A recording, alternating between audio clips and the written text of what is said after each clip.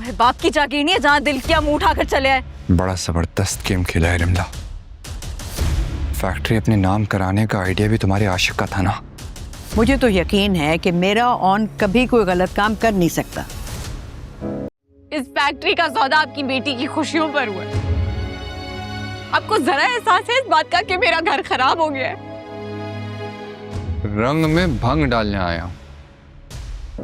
शुक्र है किसी ने तो यकीन किया, वरना इस घर का दस्तूर है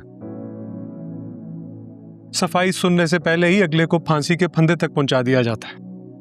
इतना बड़ा सौदा करने से पहले ऑन सामने अपनी मोहब्बत का इजहार किया उसने आपसे। उसकी मोहब्बत के पैमाने पर परखोगी मुझे।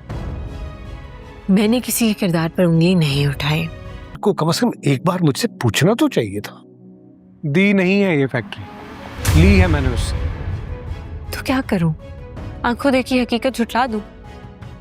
मेरे उंगली नहीं उठाई तुमने, 5-6 उंगलियां। अगले एपिसोड में आउन के घर पर एक धमाकेदार कॉन्फ्रंटेशन होगी जहां शामी शदीद गुस्से में आकर रिमला को जलील करेगा और आउन से लड़ेगा, जबकि आउन अपना मकसद पूरा होने पर रिमला को धक्के देकर घर से निकाल देगा। दूसरी तरफ आउन सुबह होते ही आयला को मनाने उसके घर पहुंचेगा और सफाई देने की कोशिश करेगा कि उसने सिर्फ फैक्ट्री वापस लेने के लिए रिमला को फंसाया था, लेकिन आयला उसकी बात पर यकीन करने से इनकार कर देगी और अपने डिवोर्स के फैसले पर कायम रहते हुए उसे धुतकार देगी।